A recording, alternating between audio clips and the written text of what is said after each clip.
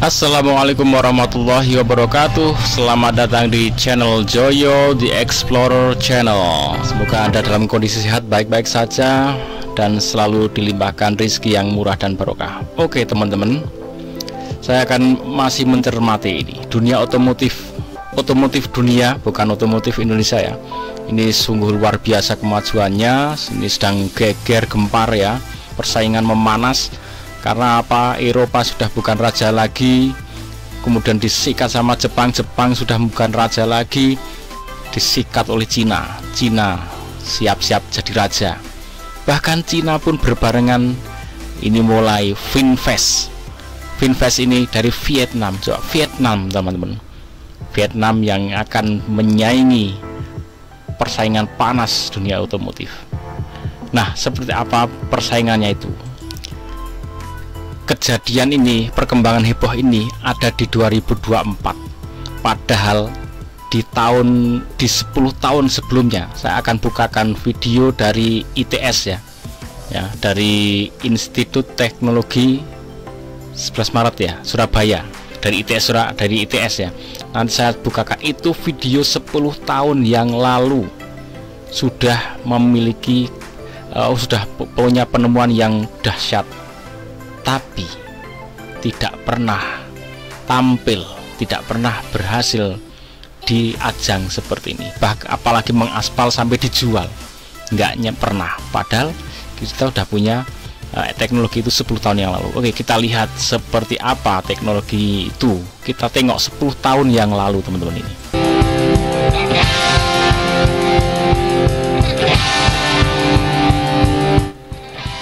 Institut Teknologi 10 November Surabaya kembali meluncurkan mobil hemat energi. Mobil ini bernama Lowa Ireng, di mana mobil ini mempunyai kecepatan sekitar 250 km per jam.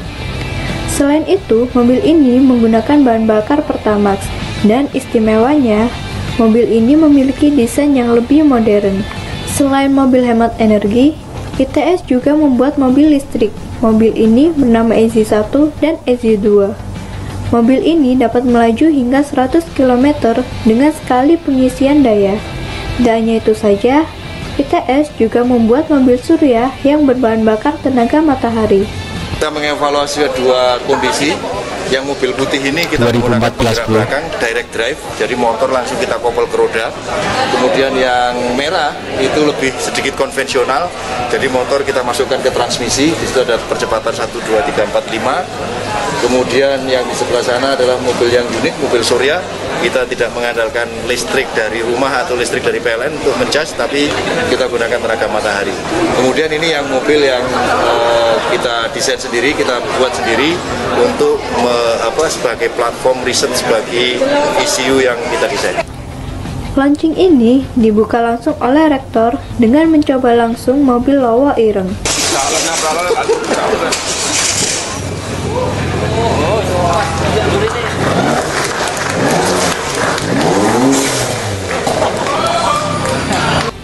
Rencananya, mobil ini beserta mobil listrik dan juga mobil surya akan menjalani uji coba berkeliling Pulau Jawa, dan kemungkinan tahun 2019 ITS akan memasarkan mobil-mobil tersebut. Menurut plan rencana yang pernah dibuat oleh kawan-kawan ini, insya Allah 2019 sudah siap untuk produksi. Bahwa untuk bisa memproduksi seperti itu harus ada satu kerjasama. 3 komponen yang perlu sinergi adalah perguruan tinggi, pemerintah, dan industri yang kita sebut sebagai triple helix. Oke ya, jadi harus ada kerjasama antara perguruan tinggi, industri, dan pemerintah. Ada 3 ya. Ini perguruan tinggi sudah ready, sudah menunjukkan ini karyanya.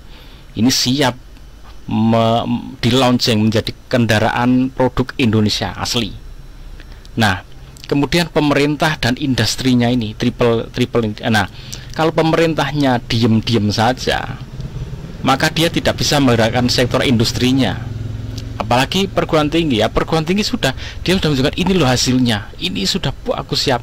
Tapi pemerintah diam saja, tidak tidak bisa menggerakkan sektor industrinya, maka apa? Ini tidak akan pernah bisa diproduksi.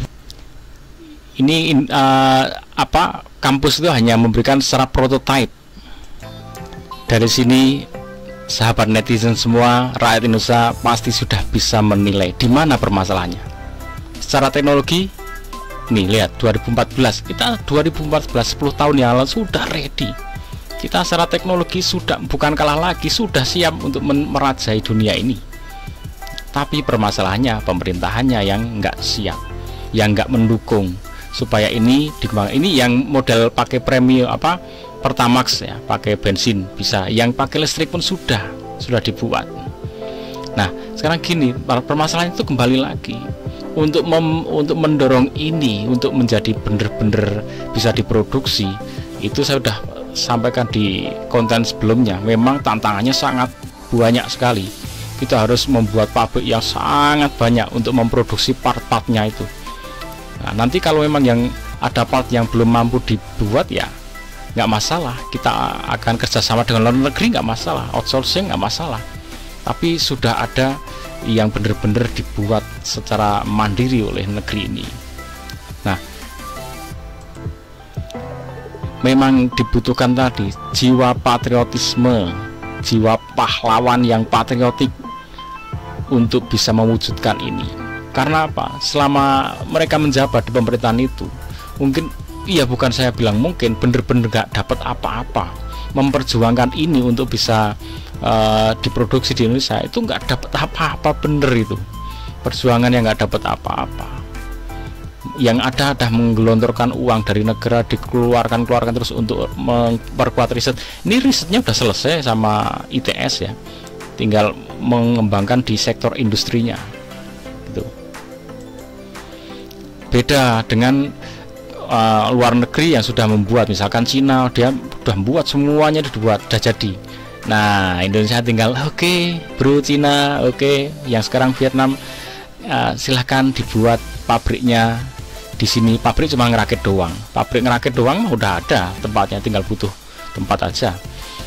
Itu tinggal ngerakit, nanti ngurus perizinan mudah ya kan. Perizinan kan pemerintah juga yang ngurus, cuman ngurus perizinan, kontrak-kontrak, kemudian ada sedikit uang-uang untuk melicinkan itu. Ada yang digelontorkan ke beberapa, ya sudah akan mendapatkan uang dengan instan memang. Nah itu yang jadi masalah. Gimana berjuang nggak dapat apa-apa dibandingkan dengan cukup ya sudah impor aja deh, ya udah datangin aja. Gimana ini sesuatu yang nggak bisa dibandingkan kecuali jiwa patriotisme tadi yang membentengi. Nggak bisa dibandingkan, bro. Kerja selama masa jabatan nggak dapat apa-apa, memperjuangkan negaranya, memperjuangkan untuk kemaslahatan rakyatnya, dibanding hanya sekedar membuatkan perizinan, oke, tanda tangan deal, buka pabriknya, pabrik Vietnam di Indonesia, pabrik Cina di Indonesia, Cina bikin pabrik BYD di Indonesia, semudah itu dan dapat uang banyak. Maka itu sesuatu yang tidak bisa dibandingkan ya, usaha yang ringan itu. Termasuk nanti di sektor apapun, sektor makanan, sektor apapun yang paling mudah import saja. Bahkan tahu tempe, ada yang komentar di konten saya ini, tahu yang nggak impor cuman tahu tempe, bro. Ntar dulu, tahu tempe itu impor, kedelainya impor, bro.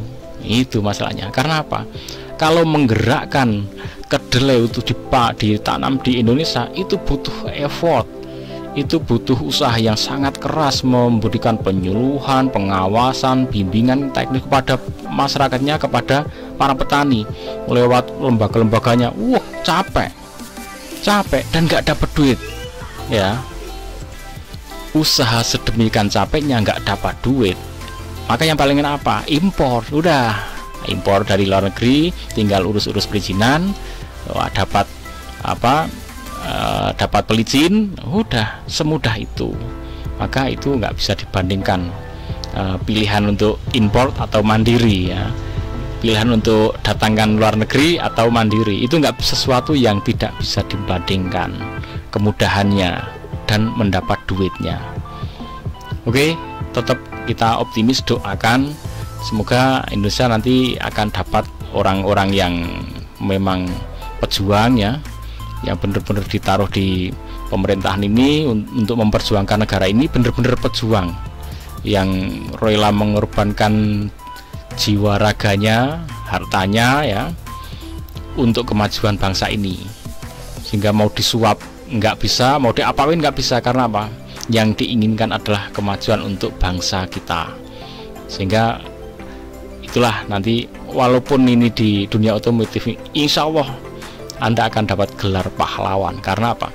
Memperjuangkan hajat, kemaslahatan dan reputasi bangsa ini di mata dunia. Kita doakan. Seperti ya saya sebut Pak Erick Thohir ya, yang bener-bener tadinya sepak bola Indonesia ini hanya sebagai yaudah kamu pokoknya latihan terus, yang penting nggak juara. Pokoknya silahkan berlatih, silahkan ikut bertanding, yang penting jangan juara. Nah, itu sudah berjalan bertahun-tahun dan nggak juara beneran kan. Nah, sekarang ganti nih Pak, masanya Pak Erick Thohir, semua itu bisa terputus dan masuk ke ajang pertandingan dunia levelnya. Oke, semoga bermanfaat. Assalamualaikum warahmatullahi wabarakatuh.